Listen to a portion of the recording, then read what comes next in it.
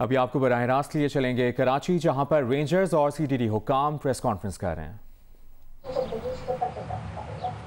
बाजी इंशाल्लाह ये हमारा बिल्कुल कंफर्म शॉट चाहिए ना इंशाल्लाह इसमें कुछ हमें क्लोजअप हमें चाहिए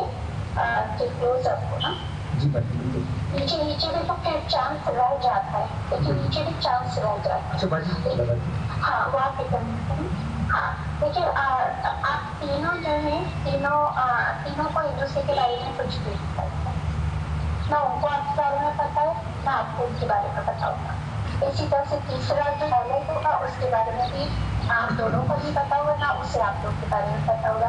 आइए जहाँ मिलने का पॉइंट होगा वहाँ पे मिलेंगे, उसके बाद काम होगा और पायलट आगे जाके आप पायलट पोस्ट डाल दीजिए और उसके बाद आप अपने रास्ते वो अपने रास्ते, ठीक है। और लेकिन ये बस याद रखें कि 100% रिजल्ट चाहिए, क्लोजअप चाहिए फेस और गर्दन का, ठीक। मिस होने का कोई ऑप्शन हमारे पास नहीं है। और ये बात याद रखें कि इस काम की बुनियाद पे ही इंशाल्लाह हो गया तो हमारे बाकी दरवाजे खुलेंगे। उसके बाद ये भी होगा कि मैं आपको वीज़ा लगवा के आपको बाहर भी बुलाकर आपसे मुलाकात करेंगी, हम आमने सामने बैठ के किसी और मुल्क में बात करेंगे। उसके बाद आप जो भी चीज़ होंगी आप वापस चले जाएंगे, ठीक है। और उसके बाद ये भी होगा कि अभी तो मैं आपको एक लिमिटेड अमाउंट बता रही हूँ, मैं आपको अगले हफ्ते तक पहुँचाना दूँगी, ठीक है। तो अगर सारी चीज़ें जैसे कहा गया वैसे होगी तो मैं आपको कहीं लाख भी कोई मसला नहीं। आप तो कह रहे थे यहाँ पे वो एक तरह पुराना करेंगे, आप इतनी पास इतनी अच्छी शानदार आपको चीज़ें मिलेंगी कि इतनी जल्दी चीज़ें आपको मिलेंगी इंशाल्लाह, ठीक है इंशाल्लाह। तो ये हमारी किस्मत का दरवाज़ा फ्राइडे को खुली।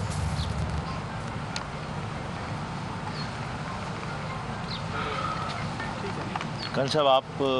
मज़ीद इस पर कुछ बोलना चाहेंगे? इसमें जो मैं बेसिकली आपकी इन्फॉर्मेशन के लिए जिस तरह डीजी साहब ने पहले एक चीज़ बताई है, इसमें बड़ी ये जो ना कंफर्म न्यूज़ है और 2017 की जो एक्टिविटी उन्होंने ऑलरेडी आपको बता दी है। इसमें डेफिनेटली रेंजर्स ने एप्रीहेंशंस की थी और जिन लोगों को एप्रीहेंड किया गया था उनकी कन्फेशनल स्टेटमेंट्स भी आई थी और उन कन्फेशनल स्टेटमेंट्स के बेस पे उनको लाइफ इम्प्रिजनमेंट भी हो चुकी है ऑलरेडी, ठीक है। और उनकी जो कन्फेशनल स्टेटमेंट्स हैं उसमें कैक्शा हैदर साहबा का नाम ऑलरेडी उन्होंने ख़ुद भी मेंशन किया हुआ है। कहने का मकसद ये है कि उनके ऊपर ऑलरेडी ही एक जो FIR है वो उसका इंदराज हुआ हुआ है और सब्सिक्वेंटली जो उन चीज़ों में वो मुलव्वस रही हैं, जिन चीज़ों के बारे में हमने देखा है ऑन ग्राउंड अपनी जो है ना टेक्निकल असिस्टेंस के थ्रू देख लें या फिर जो हमारी ऑन ग्राउंड जो इंक्वायरी है उसके हिसाब से देख लें, तो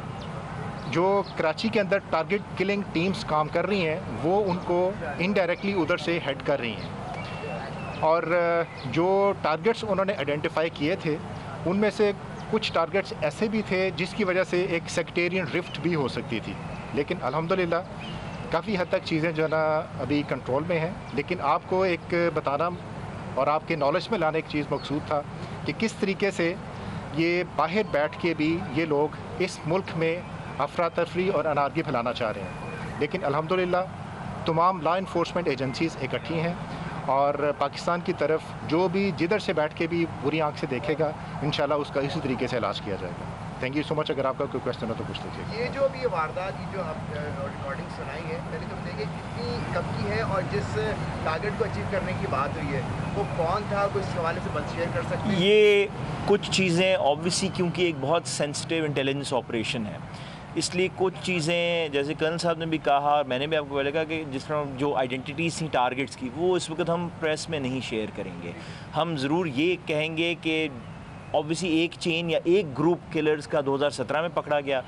उसके बाद मज़ीद ग्रुप्स आइडेंटिफाई हुए इवन राइट अप टू 2020 तक। और ये भी मैं आगे कहता चलूँगा कि जब हमने इसकी इन्वेस्टिगेशन की है जब हमने बैंक अकाउंट्स और बैंक ट्रांजैक्शंस वगैरह ट्रेस किए हैं तो एक बड़ी क्लियर लाइन फाइनेंशियल ट्रांजैक्शंस की आ रही है कि वारदात होती है और उसके कुछ दिन बाद जो है वो जो स्टेटेड अमाउंट है वो उस अकाउंट में ट्रांसफ़र हो जाता है। तो इसलिए इस वक्त ये टेरर फाइनेंसिंग के हवाले से हम CTD में इन पर पर्चे दे रहे हैं, लेकिन जैसे मैंने कहा कि कुछ इसमें सेंसिटिव डिटेल्स हैं जो कि हम इस वक्त शायद इस फोरम पर ना शेयर करें। साहब ये बताइएगा कि आपकी प्रेस रिलीज़ के मुताबिक जो मरकज़ी किरदार है जो बानी MKM की हिमा पर दहशतगर्दी और दीगर जो कौम-परस्त जमातों के साथ मिलकर बहुत बड़ा नेटवर्क चलाती रही है, जिसके अंदर रॉ भी शामिल है, कौम-परस्त जमातें PLA और SRA वगैरह सब शामिल है। सिफारती सतह पर आप इसकी गिरफ्तारी के लिए क्या करेंगे, किस तरह करेंगे? देखिए, ये जो आपने बात की रॉ की, वो इस बात से हम इसको हमारे पास जो सबूत इस चीज़ का है वो ख़ास तौर पर ये है कि बहुत से जो टारगेट्स थे वो इसलिए सेलेक्ट किए गए थे कि कराची में फसाद फैले। कर्नल साहब ने मुझे जिक्र किया कि सेक्टेरियन फसाद फैले और किस्म के फसादात हों, कराची शहर डिस्टेबलाइज हो।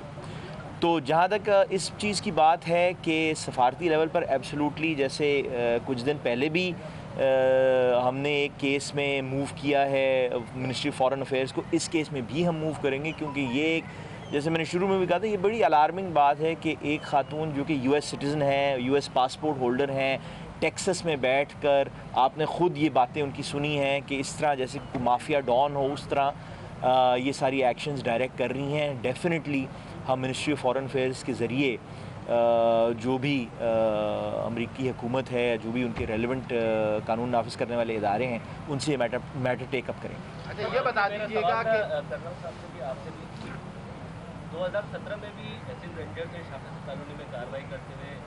मुत्तहिदा लंदन के 3 दहशतगर्द पकड़े थे और इन्हीं खातून का नाम आया था और तमाम चीज़ें थी।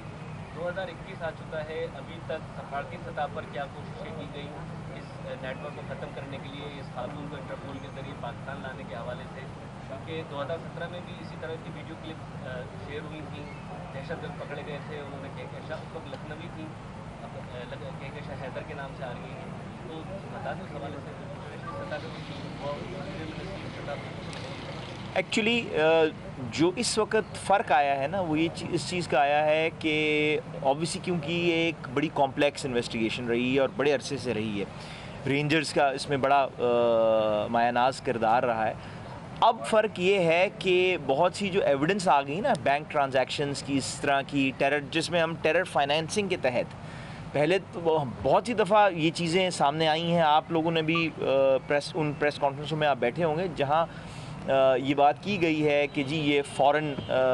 हैंडलर्स के तहत या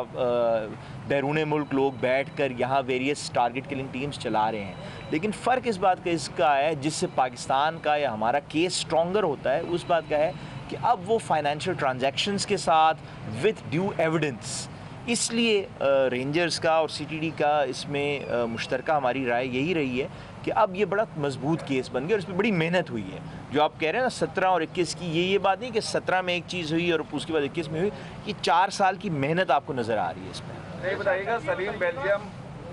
के